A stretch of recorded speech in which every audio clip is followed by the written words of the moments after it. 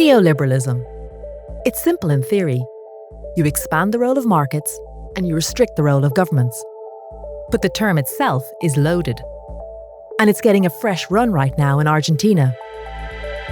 Although President Javier Milei doesn't call himself a neoliberal, he considers himself an anarcho-capitalist. We'll get into all that in a moment.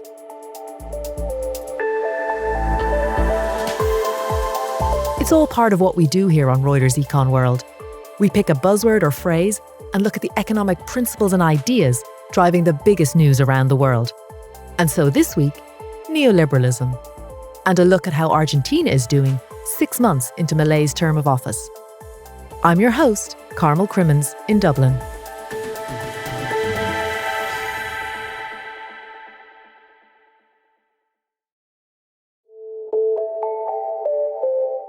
First off, some definitions. Neoliberalism. What exactly is it? Well, it's a policy model that tries to free up markets by limiting government spending, government regulation, and public ownership. It came into its own after the economic crisis of the 1970s gave big government a bad name. And it's synonymous with British Prime Minister Margaret Thatcher and US President Ronald Reagan.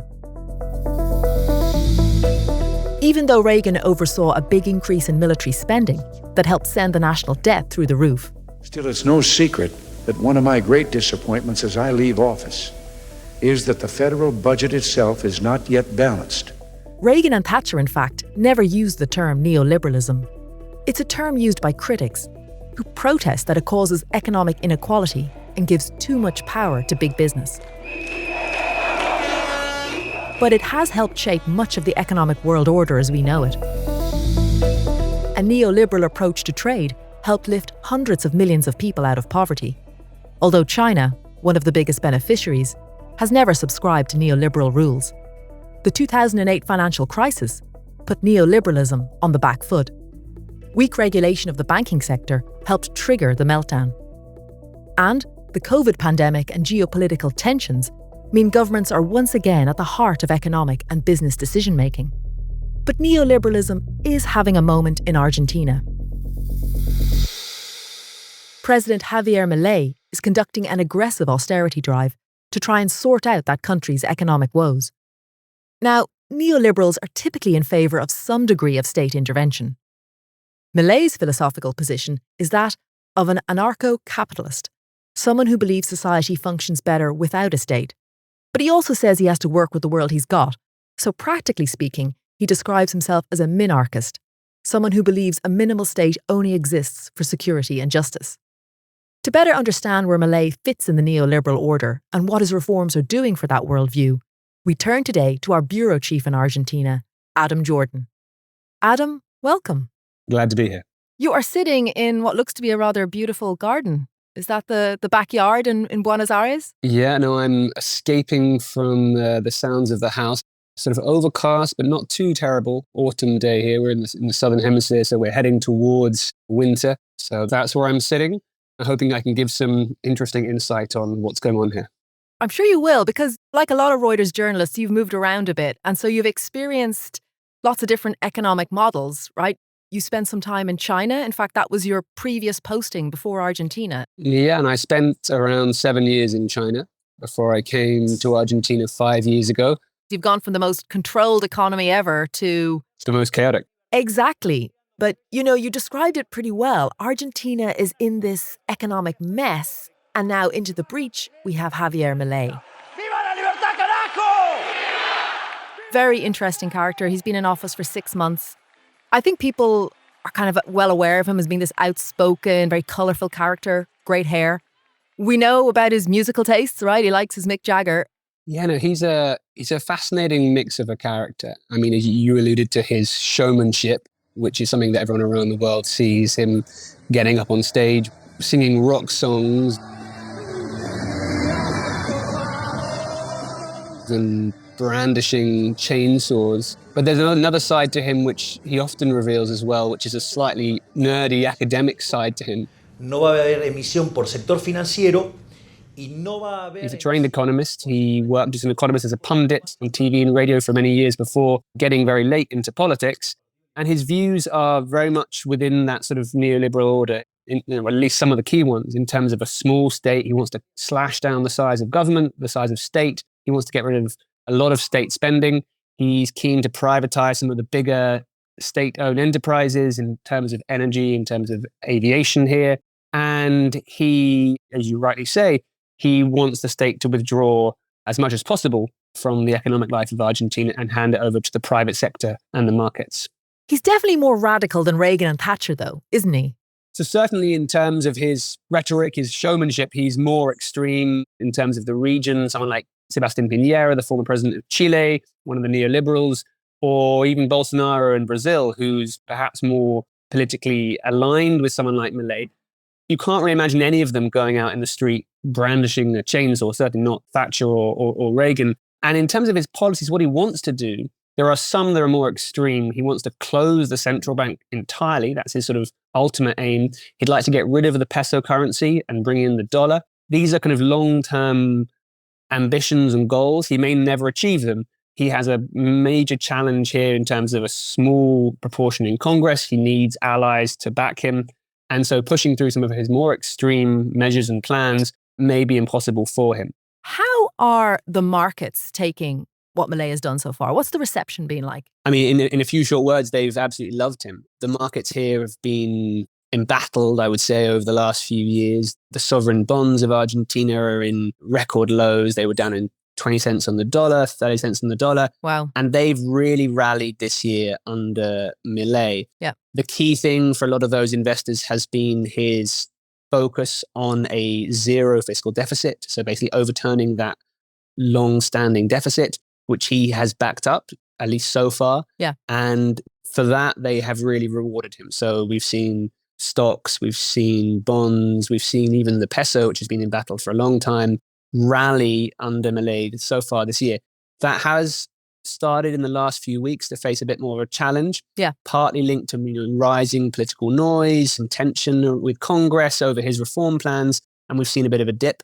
But overall, the markets have really lapped him up. And for ordinary Argentines, how has it been for them? That's more of a mixed story, I would say. He remains relatively popular. If you look at the opinion polls, he has still got decent levels of support.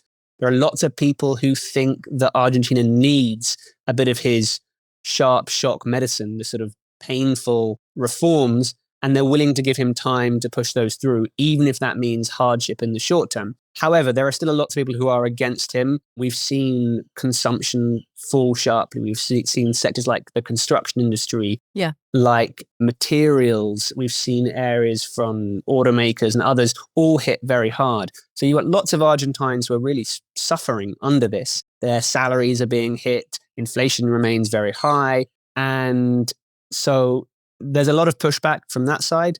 People are still, for now, I think, willing to give him time and hope that he can turn things around. I mean, that's even extraordinary that they're willing to do that. I mean, I think it speaks, doesn't it, to the situation that Argentina has been in for the longest time, the kind of the economic crisis. Yeah, I mean, I've only been here for 5 years, and in just that 5 years, I've seen every moment there's been some degree of economic crisis, and that's while I've been here. If you talk to Argentines, they will go back 1 decade, 2 decades, 3 decades, and they'll talk about the continuous rise of this sort of economic crisis and the way that impacts people here over time. Inflation, and we haven't really gone into it in depth yet, but inflation is 300%. It's hard to fathom, like, that figure. It's hard to... We constantly try to explain what that means to readers from outside Argentina, but it's a number that's almost so high that it's hard to comprehend what that looks like on the ground. I mean, when I arrived here in Argentina in 2019, and I've been going to the same barber for 5 years, I'm a man of habit. When I first arrived, my haircut was around 350 pesos. Now, for the same cost of a haircut, 5 years later, we're talking about 5,000 pesos. Whoa. So an increase... It's just huge if you're thinking about it over a 5-year period. You'd never see anything like that in the US or the UK. In terms of dollar terms as well, if I look at the groceries I'm buying now, and I often think about it in foreign currency being, not from here, something that maybe cost $10, a piece of meat that maybe cost $10 last year, I'll look at it now and it'll cost $20, $25. Whoa. And so everything starts to feel much, much more expensive. Now that's hit consumption of things from wine to milk to the local tea mate. And very popular product here, which is beef. Argentines are some of the biggest beef consumers in the world. They have ranches here and they grow a lot of cattle. They farm a lot of cattle in the country, and they're renowned for their great steaks and barbecues. Now, in fact, I'm sitting here next to a little barbecue, inbuilt barbecue, which many houses and apartments in Argentina have, because it's so much the centerpiece of the culture. People group around the barbecue having steaks for their Saturday or Sunday with their families. It's the sort of equivalent of a cafe in Paris or the pub in London, where everyone congregates and talks and discusses things, and everyone will often talk about, what kind of steak they do and the best way to cook it. And what we're seeing now is that the steak consumption is at the lowest level it's ever been on record. We saw, I think, almost a 20% drop in steak consumption this year versus last year. And a lot of that is down to these declining salary powers that people have due to the austerity and due to the high inflation rate.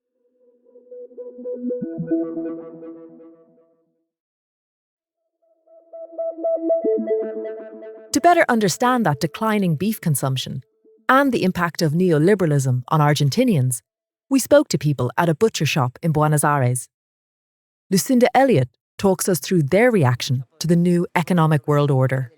Tuve que bajar un poco. Por suerte, bueno. Here is Ana Maria Lopez, a retiree. She says she's shopped here for years for the quality and has been forced to reduce what she spends, a reflection of the financial pain felt by many Argentines since the introduction of harsh austerity measures. Reconozco que hay mucha pobreza y mucha delincuencia. Ana Maria is managing, however, thanks to her savings, but is worried about poverty rates that are on the rise and what it could mean for her grandchildren if the economy continues to decline.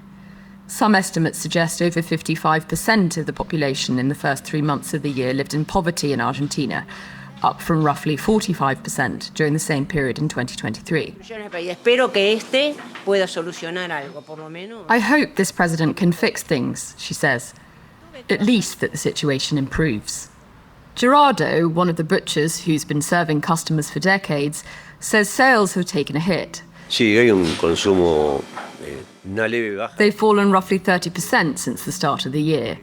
This is part of an annual trend, he says, as there are fewer reasons to host a barbecue during the cooler Southern Hemisphere winter months. But the way that customers are so aware of prices, constantly on the hunt for discounts, was new.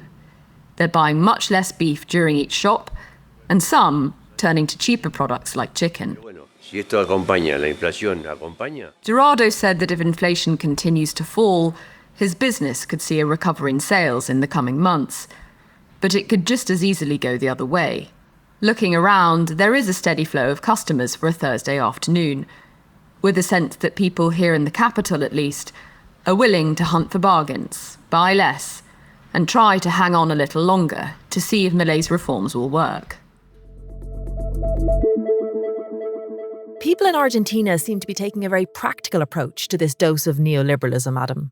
So people are so wearily used to this sort of crisis that they're now hoping that someone bringing a very different model might be able to change things. That obviously comes with huge risk. I mean, it may all go sour, but they're hoping, or they're desperate for a different solution and hoping that Milei might bring it. So it's interesting when you think about Greece, it's seen as a success right now. It's back borrowing on the international markets after it had that, huge debt crisis. It paid the IMF back a couple of years early. And actually, its economy is about to, it's inching towards the level it was pre-crisis. But for Greeks, the average monthly salary is still 20% lower than it was in 2009. And that's the issue, I suppose, with neoliberal style policies. You come in and you balance the books on paper. But the reality is, for the people on the ground, a lot of people lose out. Do you think ordinary Argentines are ready for that?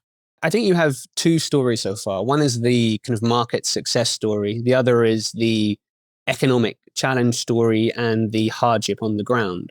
Now, so far, people have been willing to give Milei a bit of breathing room to try and push through his reforms. But of course, there is a breaking point. And people are going to get fed up at a certain point when their standards of living decline and don't start to improve again. If he can turn those things around, if he can revitalize the economy, then people might forgive him. Yeah. The months of hardship, the 6 months of hardship or more. Mm-hmm. But if they don't, This country could be a tinderbox. You've got hundreds of thousands, millions of angry people. You've got over 50% of the population in poverty. You've got tens of thousands, hundreds of thousands of job losses already in different sectors, especially areas like construction.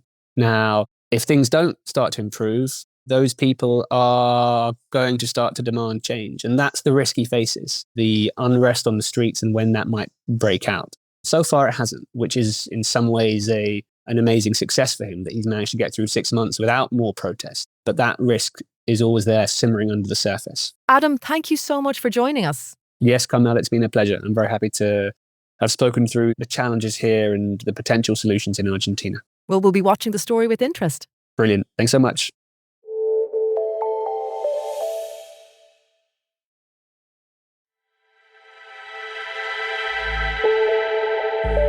And thank you for joining too.